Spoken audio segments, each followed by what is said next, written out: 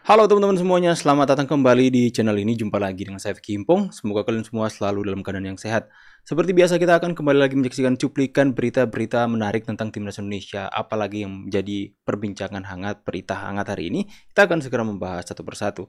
Dan buat kalian semua yang baru ada di channel ini, jangan lupa tekan tombol subscribe supaya kalian semua tidak ketinggalan berita yang diupdate di channel ini. Kita akan segera bahas videonya. Satu kebiasaan supporter Timnas Indonesia yang bikin kaget dan heran.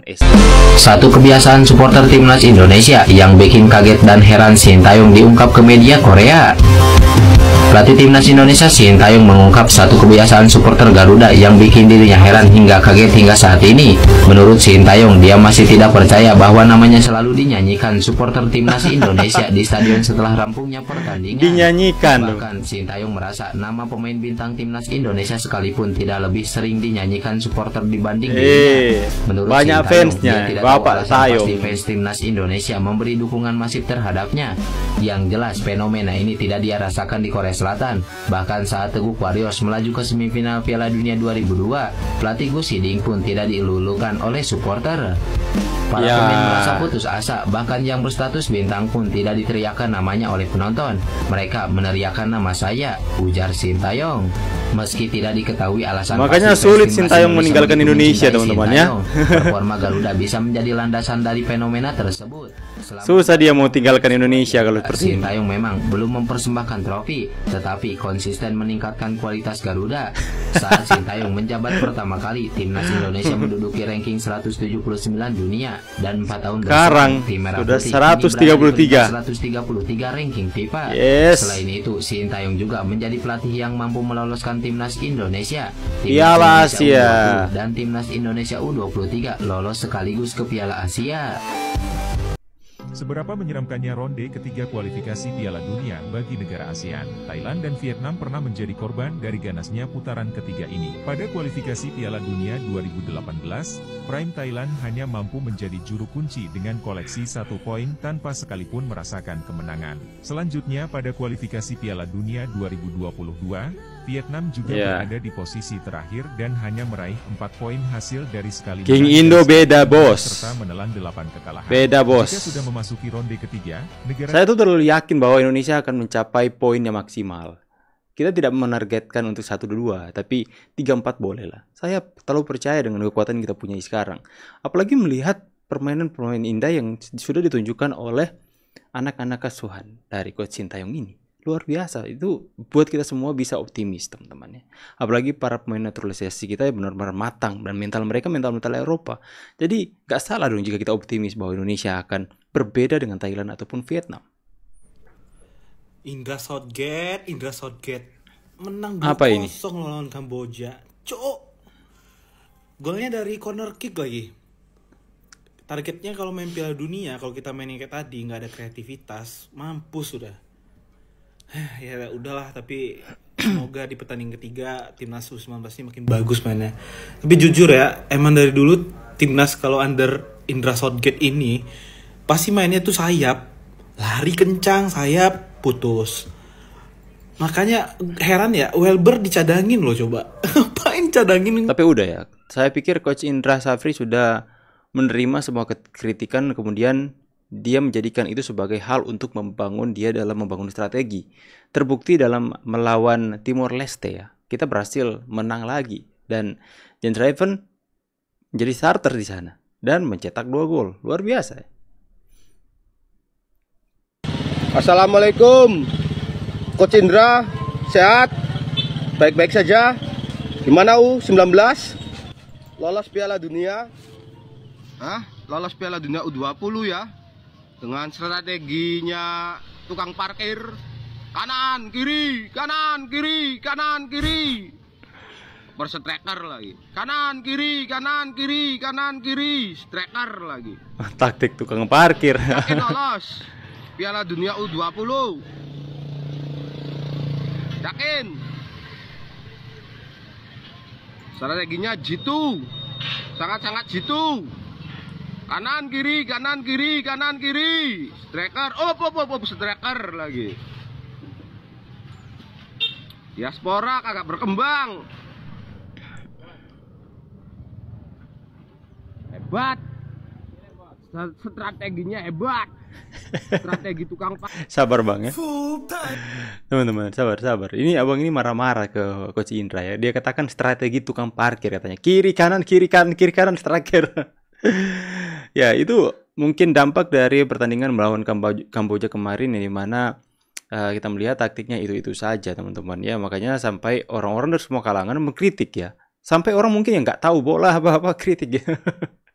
Ikut-ikutan kritik karena mungkin sebagai penikmat sepak bola ya, sekalipun dia nggak tahu main bola ataupun nggak tahu mengatur strategi, tapi sebagai seorang penikmat ya mungkin dia agak kecewa dengan melihat pertandingan itu. Tapi ya ada perubahan ya jika teman-teman nonton Timor Leste melawan Indonesia semalam ya. Full time. Jadi timnas Indonesia Aswan Coach Sapri berhasil melumat habis Timor Leste 6-2. Ada beberapa catatan ya, balik lagi ya, gue kan pandit abal-abal ya. Ada beberapa catatan dari gue nih, secara objektif ya. Yang pertama ya, akhirnya Jens Raven, Kaviatur, terus si Welber Jardim jadi starter akhirnya. Karena sudah mulai dicurigai teman-teman. Sia-siakan ya, emang Raven gila. Nah, Lori strikernya insting yes. gol Ya, positioning, asisnya. Dia bermain nomor 9 tapi dia getol loh ngejar bola kanan kiri, passingnya bagus, perannya banyak, mantulin bola bisa, finishing bisa. Nggak heran Sintayong jauh-jauh ke Belanda ketemu dia ya. Dan kredit besar untuk Kadek Arel ya. Dia menjalankan peran sebagai ball playing defendernya bagus. Ini Bali ini gak berhenti ngasilin back bagus ya. Kemarin U16 Putu Panji ya. Gila. Respect. Terus ini bocah ini bisa-bisanya Kapiatur 2 match dicadangin. Dan di match ini dia membuktikan ya 1 gol 3 assist. Dan yang paling penting El Terminator mencetak gol. Lakaka mencetak gol Lakaka. Penting buat kepercayaan diri dia ya. Dan kredit banget buat Jens Raven, dia gak egois. Dia over ya. Ya semoga ini jadi awal yang baik ya buat kakak ya. Balik lagi ya mau gimana pun ya, dari kemarin walaupun gue menghujat-hujat, tapi dia sebenarnya salah satu talent di Indonesia mau gimana pun ya. Semangat terus kakak, semangat lah. Terakhir ya kredit dari gue buat Welber, nih orang kerja keras. Cuma dari gue pribadi ya, menurut gue ya timnas Indonesia U19 ini berbutuh gelandang ya. Welber tuh menurut gue bagusan di bek kanan aja. Makanya semifinal diambil, jangan dianggurin. So kurang lebih sedikit ulasan dari gue ya si Pandit Soto ini. Jadi mereka bakal ketemu Malaysia ya kalau nggak salah ya di semifinal ya. Oke. Semoga Sapri ya gameplaynya dimatengin lagi Sapri. Oke, jadi sorotan akhir-akhirnya ini U19 ya, semakin hari semakin menarik ya. Kita nantikan melawan Malaysia semifinal nanti ya, masuk semifinal. Main seperti ini, apa yakin bisa menjadi juara? Ya Indonesia U19 mampu lolos ke semifinal ASEAN Championship atau AFF U19 setelah mampu mengalahkan Timor Leste dengan skor telak 6-2 dan lolos sebagai juara grup. 3 kali kita mampu meraih kemenangan dari 3 kali bermain di fase grup. Dan kenapa gue bilang main seperti ini apakah yakin bisa jadi juara? Karena gue tidak melihat perubahan strategi dari 3 pertandingan awal dari timnas Indonesia. Ya, terutama strateginya apa, gameplaynya itu jelas. Bola ke sayap, crossing, dan memanfaatkan bola-bola atas itu banyak sekali. Ya, dan kalau kalian lihat mayoritas dari gol kita dari fase grup itu mayoritas itu bola-bola atas.